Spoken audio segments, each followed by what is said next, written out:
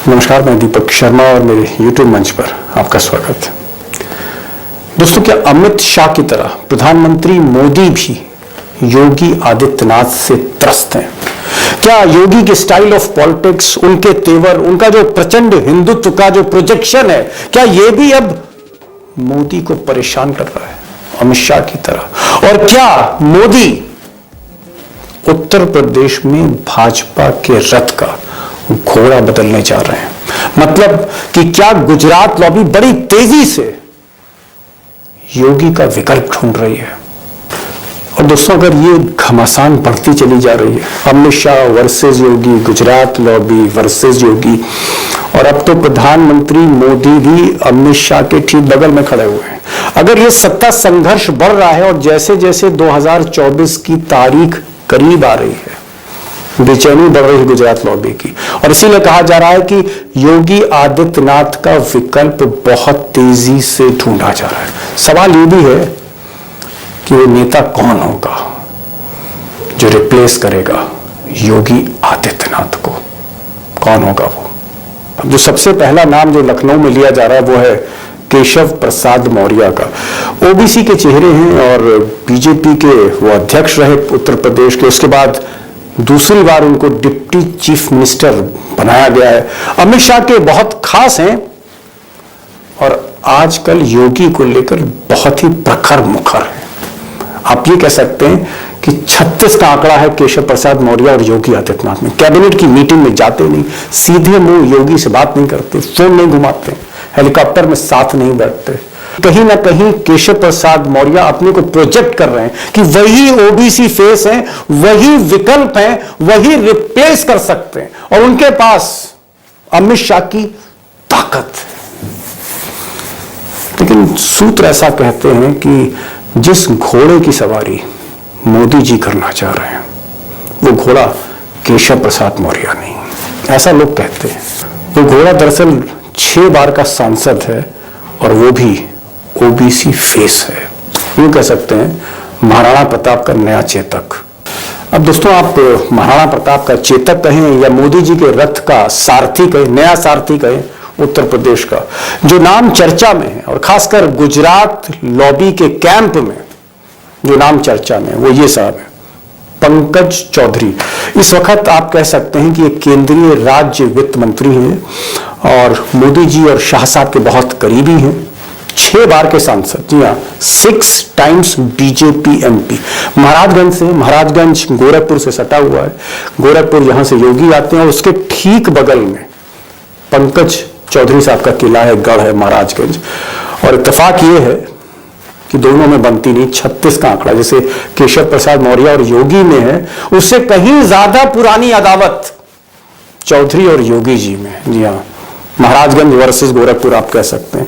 और सबसे बड़ी चीज, ओबीसी फेस है, और ओबीसी फेस में भी कुर्मियों के बड़े नेता हैं, कुर्मी समाज के बड़े नेता हैं, वही समाज जिसको नीतीश कुमार रिप्रेजेंट करते हैं। अब दोस्तों, हो सकता है कि उत्तर प्रदेश के बाहर पंकज चौधरी एक गुमनाम नेता हो उत्तर प्रदेश के बाहर, लेकिन यह भी सच है कि पंकज चौधरी आज की तारीख में गुजरात लॉबी के एकदम खास है, खास सिपहसालार है। और इसका पहला संकेत इस बात से मिलता है कि पंकज चौधरी को अचानक जब मोदी जी ने शपथ दिलवा दी राज्य मंत्री की, फिनेंस मिनिस्ट्री सौंप दी उनको, तब से चर्चा बढ़ने लगी। और जिस दिन, ऐसा कहा जाता है कि जिस दिन पंकज चौधरी ने शपथ ली मोदी सरकार में, सबसे ज्यादा बेचैनी गोरखपुर में थी, योगी के कैंप में, कि इतना एलिवेशन कैसे किया जा रहा है पंकज चौधरी का, ये अचानक प्रमोशन क्यों दी जा रही है पंकज चौधरी को।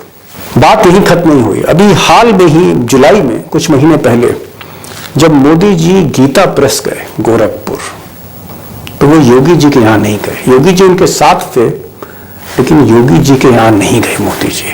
मोदी जी गीता प्रेस से कुछ दूर पंकज चौधरी का घर था, वहां अचानक चले गए। और जब योगी के यहां ना जाके पंकज चौधरी के घर पर मोदी जी गए, तो हड़कंप मच गया योगी कैंप में।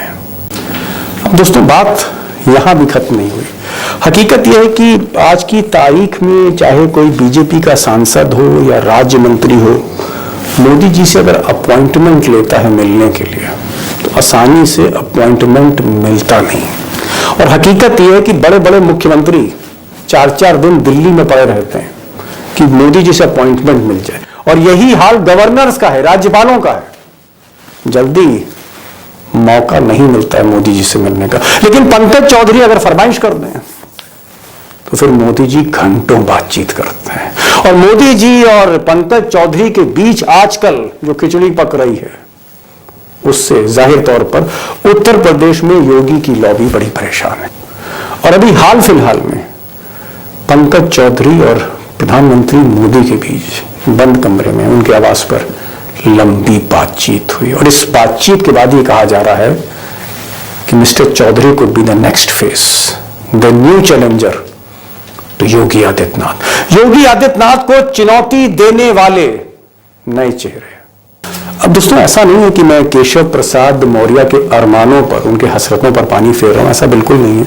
वो भी रेस में है, और भी कई नाम चल रहे हैं। मनोज सिन्हा का नाम चल रहा है, एक आध और ओबीसी के नेता हैं जो मोदी जी के करीबी हैं, उनका भी नाम चल रहा है। लेकिन पंकज चौधरी का नाम सबसे ऊपर क्यों है, ये मैं बताने की कोशिश कर रहा हूं। उसकी सबसे बड़ी वजह यह है कि पंकज चौधरी बहुत लो प्रोफाइल है, बिजनेसमैन है, पॉलिटिशियन है, कुर्मी समाज के बड़े नेता हैं, 6 बार के सांसद हैं, आज की तारीख में मोदी सरकार में मंत्री हैं, गुजरात लॉबी के करीबी हैं, लेकिन बहुत लो प्रोफाइल है।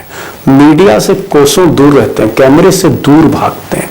वो सारी क्वालिटीज जो मोदी जी को पसंद है कि आप कैमरे से दूर रहिए, मीडिया से दूर रहिए, लो प्रोफाइल रहिए, किसी विवाद में ना पड़िए, वफादार रहिए, ओबीडियंट रहिए, ये सारी क्वालिटीज पंकज चौधरी में। और सबसे बड़ी क्वालिटी ये है कि जहां तक पैसे का मामला है तो थोड़ा सा उनकी छवि ईमानदार है और गुजरात लॉबी के प्रति पूरी तरह से समर्पित है। और जहां तक ईमानदारी की बात है, उनकी निष्ठा की बात है और लो प्रोफाइल होने की बात है, यहीं पर वो थोड़ा सा बाजी मार लेते हैं केशव प्रसाद मौर्य से।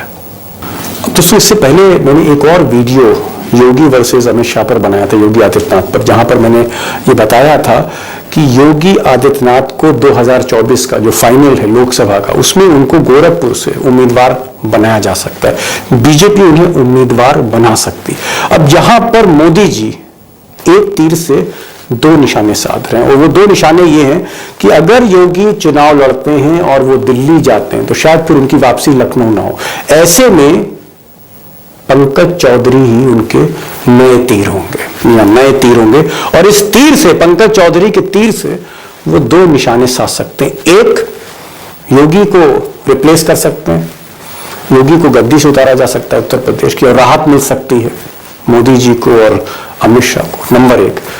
और दूसरा निशाना इस तीर से जो साधेंगे वो ये कि अगर इनकेस नीतीश कुमार उत्तर प्रदेश आते हैं, फूलपुर से चुनाव लड़ते हैं, जो अखिलेश यादव चाहते हैं, कांग्रेस भी चाहती है, अगर नीतीश कुमार उत्तर प्रदेश से चुनाव लड़ते हैं और कुर्मी वोट जो पूर्वांचल और लखनऊ से लेकर गोरखपुर बनारस के बीच में काफी है, अगर उन कुर्मी वोटों का ध्रुवीकरण करते हैं नीतीश कुमार, तो उसकी काट पंकज चौधरी कर सकते हैं। यानी आप कह सकते हैं गोरखपुर की तरफ से काट होगी पंकज चौधरी की, और इधर बनारस मिर्जापुर से काट करेंगे अनुप्रिया पटेल।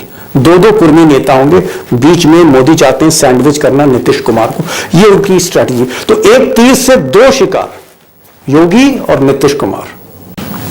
अब दोस्तों, ये तो मैंने आपसे अपनी बात रखी, लेकिन सबसे पहले पंकज चौधरी का जो नाम प्रोजेक्ट किया था, वो जो शख्स ने किया, जिसके बाद हलचल मची, चर्चाएं होने लगी दिल्ली में, गोरखपुर में, लखनऊ में, वो शख्स ये साहब थे, प्रोफेसर रविकांत। और प्रोफेसर रविकांत जो पिछले कई दशकों से उत्तर प्रदेश की राजनीति पर बड़ी जबरदस्त पकड़ रखते हैं, राजनीतिक विश्लेषक हैं, इनसे हम जान लेते हैं कि आखिर मोदी क्यों पंकज चौधरी पर इतना भरोसा कर रहे हैं। मैं ये नहीं कह रहा हूं कि पंकज चौधरी कल ही मुख्यमंत्री बनने जा रहे हैं, मैं ये भी नहीं कह रहा हूं कि कल ही योगी हटने जा रहे हैं। मोदी इतना भरोसा पंकज चौधरी पर आजकल क्यों कर रहे हैं, कि जवाब जानना जरूरी है। चलते हैं प्रोफेसर रविकांत के पास।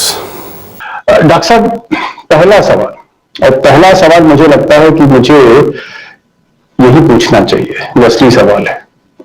और सवाल ये है कि क्या नरेंद्र मोदी, क्या प्रधानमंत्री नरेंद्र मोदी उत्तर प्रदेश में भाजपा का जो रथ है, इसका घोड़ा बदलने जा रहे हैं।